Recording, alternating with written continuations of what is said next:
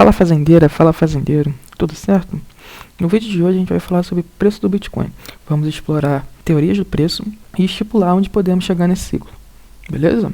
Então bora lá. Bom, então pessoal, aqui eu estou apresentando para vocês logo de cara quais são os modelos de preço que a gente vai ver nesse vídeo. Mas não são só modelos de preço que a gente vai ver não. A gente vai ver indicadores muito interessantes e um pouquinho de price action para a gente brincar um pouquinho, né? Então vamos lá, quais são os modelos de preço que eu vou falar hoje? Super ciclo, stock to flow cruzado, ciclo de 4 anos, lengthening cycles, diminishing returns, ciclos alongados e retornos diminuídos. E o caso dos ursos, que bom, eu tô gravando aqui no dia 20 do 10, né, 20 do 10. Isso aqui já caiu por terra, mas né, a gente já bateu um novo topo histórico, né, um novo all time high. Então já não tem mais o caso dos ursos, né? Primeira coisa que a gente precisa falar é isso daqui. Algum modelo desse está certo? Algum modelo de preço está certo? Não. Mas a questão não é essa. Não é uma questão do modelo estar certo ou estar errado. A questão é você ter possibilidade, né? Entender onde o preço do Bitcoin pode ir e traçar estratégia se você faz trade de cripto. E para você que não faz trade, você entender onde que o mercado de cripto pode ir, o que o mercado de cripto pode fazer. Por quê? Porque o mercado de cripto está associado diretamente com o preço do rei. Do rei Bitcoin. O rei Bitcoin que vai ditar o que o mercado vai fazer. Então é o seguinte, quando o Bitcoin corre, as altcoins esperam. Quando o Bitcoin espera, as altcoins correm. E quando o Bitcoin cai, as altcoins despencam. Quem tá aí, não precisa nem estar muito tempo não, cara, no mercado, mas quem tá aí já desde abril, desde fevereiro, já viu aí o que acontece, né? O Bitcoin correndo, bom, as altcoins esperam. O Bitcoin dá uma parada, as altcoins explodem. A gente vê Ethereum batendo all time high atrás de all time high, Cardano e tudo mais, brincando, né, correndo solto. E quando o Bitcoin cai, que aconteceu aí em maio, junho, julho, as altcoins despencam, né? A gente viu uma queda aí do Bitcoin de cerca de 60%, 50%. E as altcoins experimentaram quedas bem maiores. Teve altcoin que caiu aí 70%, teve altcoin que caiu 80%. Teve os altcoins que seguraram mais no 50%, no 60%, né? As altcoins mais fortes seguraram por aí. Isso também não é nada escrito em pedra, né, gente? Isso aí é só o que os ciclos anteriores nos mostraram. Pode ser que daqui pra frente, daqui a uns 2, 3 anos, o Ethereum seja o rei do mercado e é isso, entendeu? Mas no momento, Bitcoin é o rei inquestionável do mercado. E eu particularmente acho que vai ser por um bom tempo. Bom, então vamos lá. Super ciclo, né? O caso para os super touros, super bulls aí do mercado. Bom, para entender o que é o super ciclo, primeiro a gente tem que entender o que é um ciclo. E um ciclo, né, por definição assim, é algo que se repete periodicamente. São características e propriedades que se repetem de tempo em tempo, certo? No caso do Bitcoin, a gente está falando de ciclo de quê? Quais são as propriedades que se repetem? Os padrões de preço, né, características do preço. Então você pode medir esses ciclos, né, esses ciclos temporais, essa periodicidade, a partir de algumas características próprias do Bitcoin. No caso, os halvings, que aí seria características de blockchain, né? Os halvings, para quem não sabe, são os períodos aí, e halving, para quem não sabe, é o período de tempo que demora para ser minerado 210 mil blocos, né, de Bitcoin. Então, geralmente isso aí vai 3, 4 anos em média, sacou? Geralmente 4 anos. Então, tem gente que mede os ciclos através dos halvings, tem gente que mede ciclo aí a partir de price action, né? Fundo a fundo, topo a topo, fundo a topo, padrão. O que essa galera que advoga pro super ciclo usa como argumento? Essa teoria aqui, teoria dos mercados eficientes e racionais. E eu acho que é aqui que eles caem um pouco por terra. Eles dizem que o Bitcoin ele vai sendo adotado, as pessoas vão conhecendo mais, e conhecendo mais Bitcoins, elas se tornam mais hodlers, né? Seguram mais Bitcoin, entendem melhor que é Bitcoin, não vendem mais a Bitcoin. E de certa forma, beleza, tem gente que é assim. Mas não adianta, gente. Não adianta. A gente está falando de mercado de preço, entende? É algo que é precificado e por isso ele é negociado. É uma negociação. É sempre uma negociação. Então tem sempre alguém querendo vender. Tem sempre alguém querendo comprar, tem sempre alguém querendo vender. Pelo menos por enquanto, né? A gente tem que lembrar que são 21 milhões de bitcoins e nada mais. Por esse lado, eles têm certa razão sim em falar que eventualmente vai ter muito mais hodlers do que a gente que vende.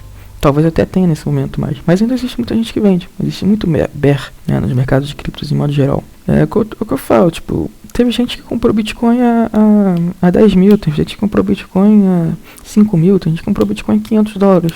Essa galera, quando o Bitcoin chega a uns preços muito absurdos, vai querer vender. É assim, tem sempre uma resistência, né? Tem sempre resistência de venda, tem uma barreira de venda que pessoas estão querendo vender por ali, né? Então, sim, o mercado não vai ser racional, o mercado é algo movido por emoção também.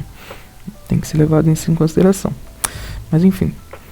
E aí, essa galera vai questionar justamente a palavra ciclo. Será que essa lógica de ciclo ainda faz sentido? Né, com um mercado que é muito mais maduro, um mercado que é muito mais exposto, muito mais conhecido. E aí eles usam algumas coisas para questionar essa lógica.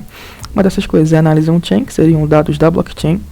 Eles fazem gráficos, eles estudam, eles analisam esses dados. Outra coisa é a microestrutura por trás da Bitcoin. Bitcoin hoje em dia, o mercado de criptos no geral, hoje em dia é um mercado muito mais maduro.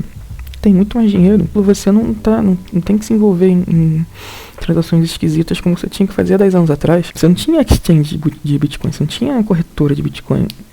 Você não tinha propagandazinha com o Rafael Infante no Twitter, pô. No mercado do Bitcoin, por exemplo. Isso não existia. Você tinha que caçar algo que fosse confiável para você conseguir comprar Bitcoin.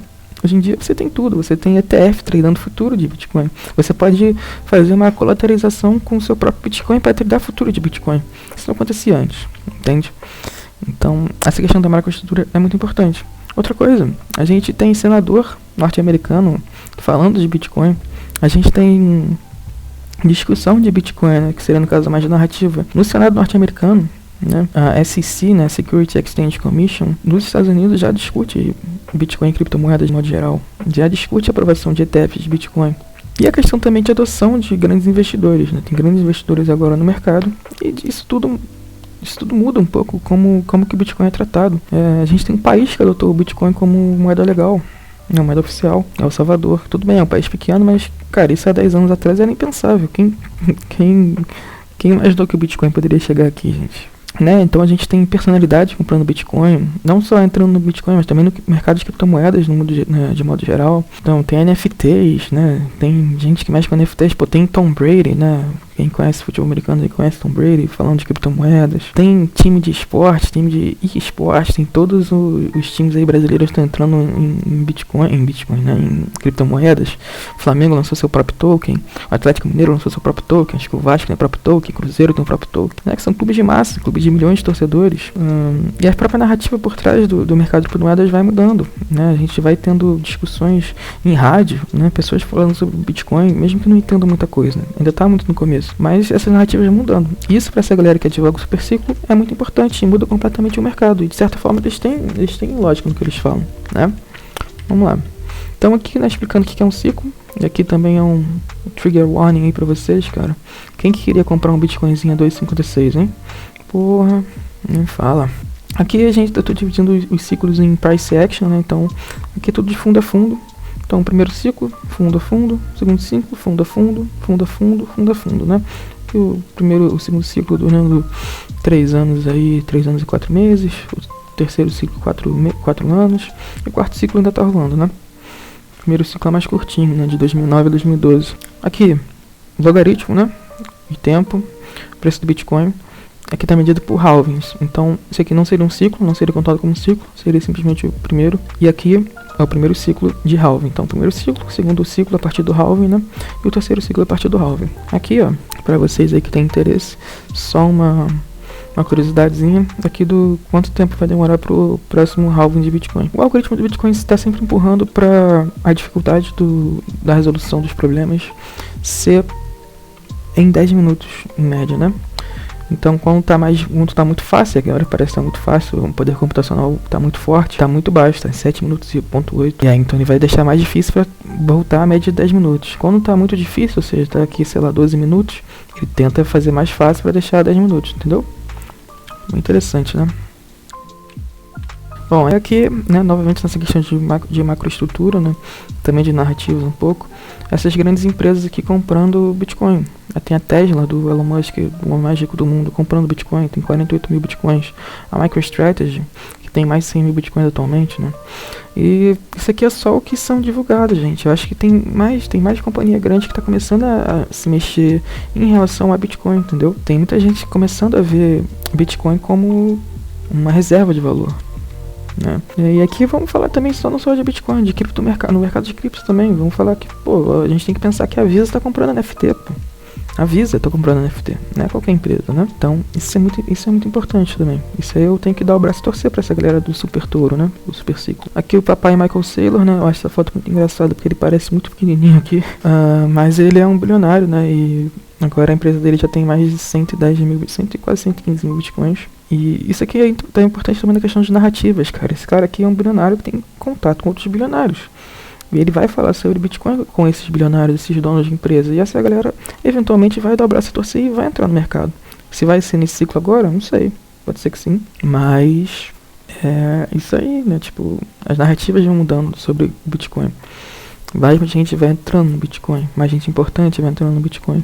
E assim vai. E aqui, né, aquela questão que isso aqui é uma notícia muito bullish, né, cara? Tipo, El Salvador são o primeiro país a adotar Bitcoin como moeda oficial. A gente já tem um país adotando Bitcoin como moeda oficial. Isso é impensável há 10 anos atrás. Aqui o ETF de futuros de Bitcoin, lançado ontem. Isso aqui são análises de on-chain, né? Então esse aqui tá colocando hash rate, logaritmo, tá? Que é logarítmico. Hash rate em relação ao preço. Então quando o hash rate aumenta, está em terahash por segundo, o hash rate vai aumentando, o preço aumentando. Platô, preço cai, preço estabiliza. Aumenta, preço aumenta. E agora a gente está como se estivesse fazendo uma curva de regressão logarítmica, né? Está aumentando, mas está aumentando numa taxa bem menor do que estava aumentando antes. Isso aqui é outra coisa de on-chain, uma análise de on-chain. Isso aqui também é número de... Isso aqui tudo é uma análise on-chain, porque esses dados aqui estão na blockchain. Então o número de endereços ativos, a gente está falando aqui de 1.200 mil, né? Seria 1.200.000 pessoas, aqui no máximo, 700 mil pessoas aqui embaixo. Então a gente tem aqui, né, as altas históricas, muita gente segurando Bitcoin, beleza? Aí cai e os mãos já se soltam, né? Aí que a gente começa a subir novamente aqui, ó. Olha essa alta aqui, né? Topo mais alto, topo mais alto, topo mais alto, topo mais alto. E a gente vem numa tendência de alta aí pro número de endereços ativos no Bitcoin, né? Isso aqui também é outra coisa importante. É o supply, né? Como o supply ilíquido, né? Como vai faltando Bitcoin nas exchanges e tudo mais. Né? Como vai faltando Bitcoin no mercado de modo geral. As pessoas estão segurando Bitcoin. Então, o supply diminui, o preço aumenta, né? Geralmente é assim. E isso aqui é de setembro, né? Falou de setembro, aqui deve ser um pouquinho de outubro aqui. Deve pegar um pouquinho de outubro, mas é antes desse alto histórico. E aqui, né, qual a previsão do super ciclo, nessa galera do super ciclo afinal? Bitcoin entrei daqui a entre 2 e 5 anos batendo 500 mil, 1 milhão de dólares por Bitcoin. E aqui é a minha opinião pessoal. Eu acho que... Tomara que aconteça, entendeu? Não vou ficar triste não se acontecer. Mas acho difícil, acho sinceramente difícil por aquilo que eu falei, né? O mercado não é racional, muitas vezes nem eficiente, Mas é sempre bom você ter um pouquinho de urso em você, gente. Isso é importante mesmo pra você não ser afobado, né? Bom, vamos agora pro próximo modelo, que é o Stock to Flow cruzado.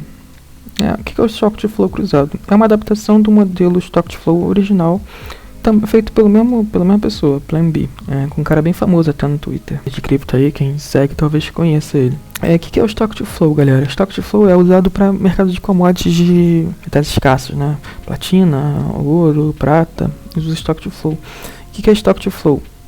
O Stock to Flow vai relacionar a escassez com um valor. No caso do Bitcoin, ele fez do plano B, né? Que ele fez o modelo dele, ele relacionou a escassez com valor e com tempo. E o que é o Stock to Flow propriamente dito? Stock to Flow, como eu falei, né? É um conceito usado em metais escassos. É simplesmente uma razão, é uma divisão entre o estoque total de determinado produto e a sua produção anual. Então, para o Stock to Flow do ouro, a gente teria em torno de 58 aí, que seria o que? 190 mil toneladas já mineradas, com uma produção anual de 3.600 toneladas. Então isso daí dá um Stock to Flow, um valor de Stock to Flow de 58 ponto alguma coisa, com um mercado anual, um mercado de 10 trilhões de dólares, né? Então ele compara o Bitcoin com esses metais escassos, porque ele é uma moeda escassa, é 21 milhões e nada mais, já tem 18 milhões e meio minerados e deve ter tem gente que estima aí que tem uns 3 milhões de Bitcoins perdidos já. Então por isso que ele fala que também se compara, porque por isso que ele fala que é uma reserva de valor, porque é escasso. Então é um modelo matemático estatisticamente relevante, né? É um modelo que tem se provado aí nos últimos anos. O Stock to Flow ele fez em 2019, o Stock to Flow cruzado em 2020. O Stock to Flow cruzado é uma nova roupagem, porque no Stock to Flow original ele usava escassez, valor e tempo, né? E depois até comparava com ouro e com prata, tudo bem, mas era só uma comparação. No Stock to Flow cruzado ele está usando os dados do Bitcoin com, né, a escassez, o valor do Bitcoin, com o Stock to Flow da prata e do ouro, e futuramente também comparado com o mercado imobiliário, né, real estate. E outra coisa que é importante, gente, Stock to Flow cruzado, Stock to Flow normal, não prevê preço, não é para prever preço, é para prever média de preço sobre determinado período, entendeu? Isso aqui eu vejo muita gente confundindo, falando, o plano B tá falando que Bitcoin é 288 mil, não, tá falando que a média do Bitcoin vai ser 288 mil nos próximos anos. Mas vamos chegar lá com calma. Então vamos lá. Por que Bitcoin tem valor? Escassez. Isso aqui significa escassez. Então o que isso aqui está te mostrando, né? Eu vou ser bem... Tipo assim, gente, se a gente for falar tudo que ele faz no papel dele, é uma espécie de blog que ele faz, mas blog, vamos chamar assim, de estatisticamente relevante. Não tem como falar isso aqui num vídeo só, entendeu? É muita coisa, eu não acho que vale a pena a gente estar só falando sobre previsões de preço e tudo mais. Não acho que vale a pena a gente falar isso. Se vocês tiverem interesse, a gente pode até conversar futuramente. Mas nesse momento vamos ser mais breve, né? Então vamos lá, isso aqui tá em logaritmo, tá, gente? É importante fazer em logaritmo porque as ordens de grandeza são muito diferentes. Se não fosse em logaritmo, ninguém ia conseguir ver os valores aqui. E o Stock to Flow também está em logaritmo. E aqui é a variável do tempo, que são meses até o halving. Halving é aquilo que a gente falou antes. Aí esse aqui é uma linha de regressão, beleza? Essa linha aqui preta cruzando é uma linha de regressão. Esse daqui é a prata, esse daqui é o ouro. Isso aqui, todos esses pontos aqui são dados de mês, né? E afere tudo, né? Desde 2009 até 2019, né? Porque é o Stock to Flow inicial. Então, vocês reparem que o que ele está querendo te dizer aqui é que o Bitcoin está sempre seguindo mais ou menos, né? Com um desvio aqui, um desvio para lá, essa linha aqui, né? Ou seja, existe uma correlação, que ele está querendo te dizer que existe uma correlação entre o valor de mercado do Bitcoin, os meses que faltam para o halving ser completo e o Stock to Flow. Quanto maior o Stock to Flow do Bitcoin, maior o seu valor de mercado. Quanto maior o Stock to Flow, maior o seu valor de mercado. Simplesmente isso. Beleza? Bom, aí aqui o Stock to Flow precificado, né? A gente estava falando ali... Aqui a gente estava falando de valor de mercado, aqui a gente está falando de preço. Repara nisso aqui, né? Isso aqui é o Stock to Flow. Essa linhazinha vermelha aqui é o Stock to Flow. Então o Stock to Flow vai aumentando e, de certa forma, o Bitcoin vai seguindo esse aumento. Vai formando esses platôs aqui. Esses platôs aqui do Stock to Flow que vai aumentando. O aumento do Stock to Flow seria aqui assim, nesse sentido, tá? Sentido horizontal para cá. Segue minha setinha. Da esquerda para a direita. Ele vai aumentando. E o Bitcoin vai encontrando ele em platôs. Nesses platôs aqui. Que seria a média de preço do Bitcoin em um determinado período. Então a gente está falando que entre 2021 e 2025, o plano B está falando que o Bitcoin ia estar um valor um pouco abaixo de 100 mil dólares. Adiantando para vocês, ele falava de uma média de 55 mil dólares. Beleza? Usando o Stock to Flow, não o Stock to Flow cruzado. Tá? E aqui agora a gente vai começar a falar sobre o Stock to Flow cruzado. Isso aqui é só explicando para vocês que certos materiais em estados diferentes tem propriedades diferentes. Então, vamos usar a água aqui de exemplo, né? A água, ela é sólida, ela é líquida, ela é gasosa, ela é ionizada. Se você quer gelar a sua bebidinha, você não vai usar água ionizada, você não vai usar água líquida, você não vai usar água gasosa, você vai usar gelo. Se você quer tomar um banho, se você usar gelo, você é maluco. Você vai usar água líquida, ainda que seja quente. Você não vai usar água ionizada porque você vai morrer. Você não vai usar vapor de água porque você vai se queimar. Você quer fazer uma sauna, você vai usar água gasosa, você não vai usar água ionizada. E assim, por assim vai, né? Cada estado da água tem a sua propriedade, tem o seu valor, tem o seu uso. Mesma coisa com o dólar. O dólar aqui no começo, ele tinha um padrão. Era um padrão bimetálico, né? Ou seja, para cada $1 você tinha os Estados Unidos estavam te garantindo que eles tinham 24 gramas de ouro e 370 gramas de prata aproximadamente. Né? Esse era um padrão bimetálico. Isso aqui tem valor. Esse daqui é o novo padrão dos Estados Unidos, né, a partir de Bretton Woods, né, que eles falam, são uma potência aí, né, capitalista e tudo mais. Eles falam que a cada $35 eles têm uma onça de ouro, né? Essa belíssima unidade de medida, né, norte-americana, que é basicamente a quantidade de donuts glaciados comidos no estado de Washington, dividido pela quantidade de águas carecas presentes no estado de Vermont. Não, brincadeira. Uma onça é 31,1 gramas, algo do tipo. E aqui E aqui também, aqui em Bretton Woods a gente já está falando muito de um confia, né? Confia que a gente tem, para cada 35 dólares a gente tem uma onça de ouro. E aqui é o fiat, né? Fiat em latim significa algo como faça-se, cumpra-se. Esse aqui é basicamente confia mesmo, né? Confia que $1 vale $1 para sempre. E aqui um pouquinho de humor e piadas, né? Em que eu não aguento, cara. Tipo, essas unidades de medida dos Estados Unidos me deixam meio irritado, tá ligado? Tipo, aqui americanos, quando eles veem alguém usando quilômetros por hora, ao invés de donuts glaciados por águia careca. E aqui, né, as pessoas normais e pessoas boas do universo usando milímetros, centímetros, decímetros, metros, decametros, hectometros e quilômetros. E os americanos usando pés e milhas. E aqui é o governo americano falando pra vocês confiarem que $1 vale $1. Então, da mesma forma que o dólar, a água, em determinados estágios, né, tem um valor diferente, assim é o Bitcoin. Quando o Bitcoin estava no seu começo, né, ele era um e-cash, né, tipo um dinheiro virtual meio que se provando ainda, né. Depois ele passa a ser um método de pagamento rápido, uma network rápida de pagamento, né? Tem aqui também essa parte de, né, Darknet, né? Usa para lavar dinheiro, etc, etc. Aqui tem a sua fase em que o Bitcoin é um e-girl, mentira, é um e-gold, né? Ou seja, o ouro virtual. E aqui tem a parte em que Bitcoin, né? Vocês podem ver que é de 2009 a 2018, ou seja, como o Plan B fez aqui em 2020, ainda é um pouco antigo, né? E aqui a parte que o Bitcoin é simplesmente um ativo financeiro. E por que eu tô te falando isso? Porque cada estágio do Bitcoin, assim como cada estágio da água, como o estágio do dólar, ele tem um valor diferente. Então, no Bitcoin, quando ele era um Proof of Concept, né, um e-cash, ele tinha um valor no Stock to Flow. Quando ele... E um valor de mercado, obviamente. Quando ele se torna um método de pagamento, ele tem um valor de mercado e tem um valor de Stock to Flow.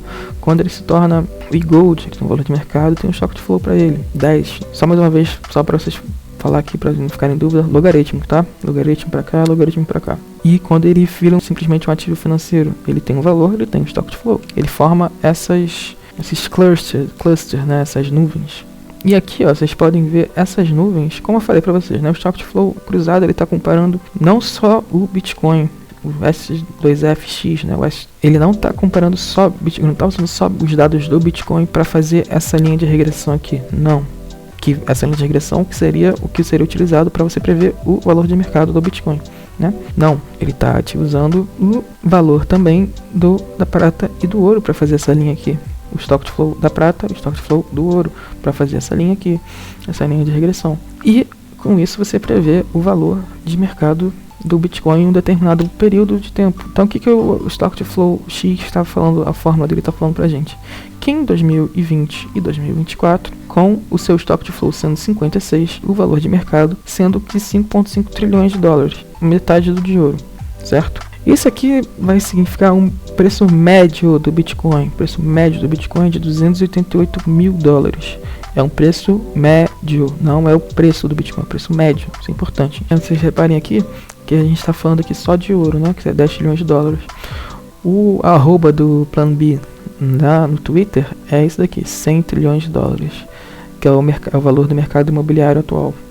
Ele acha que o Bitcoin vai chegar nesse valor. E aqui um gráfico do Stock to Flow, seriam esses platôs aqui sempre indo para frente, né?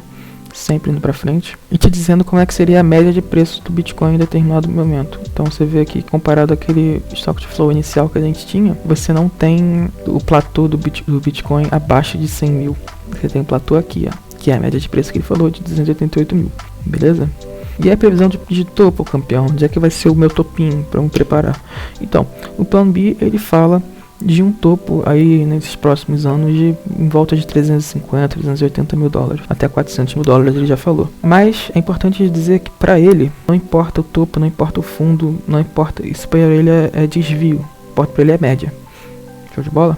Isso é importante se ter em mente. Então galera, o vídeo vai acabar por aqui dessa vez, mas amanhã já sai a segunda parte, beleza? A gente está dividindo em duas partes, porque senão vai ficar uma coisa muito longa, muito extensa. E tanto o algoritmo do YouTube não gosta disso, como o próprio viewer não gosta disso. Então decidimos que vamos separar em dois, beleza? Vou deixar aqui os recados de sempre. Não deixa de se inscrever no canal, deixar um comentário, deixar um like, deixar uma sugestão no comentário, tudo mais, e ativar o sininho, beleza? entra no nosso Discord, que todos os links que estão aqui eu vou disponibilizar lá no Discord conforme a galera for pedindo. Não vou deixar aqui no YouTube, vou deixar tudo no Discord. Segue a gente no Twitter para ter informações mais quentes. Entra no Discord, galera, de novo, entra no Discord, porque é lá que tá todas as oportunidades rápidas que a gente faz, a gente coloca lá. Então muitas vezes não tem tempo de chegar nas lives que a gente faz na roxinha, às 9 horas da noite, na segunda, quarta e sexta. Então recomendo que vocês estejam sempre no Discord. Saiu um texto no Medium no dia 15 e vai sair outro no dia 30, que tá bem interessante, que vai ser sobre Yield Farming e AMMs no DeFi. Beleza? Por hoje é só, galera. Amanhã vocês fiquem ligados que mais ou menos no mesmo horário vai sair a segunda parte desse vídeo, beleza?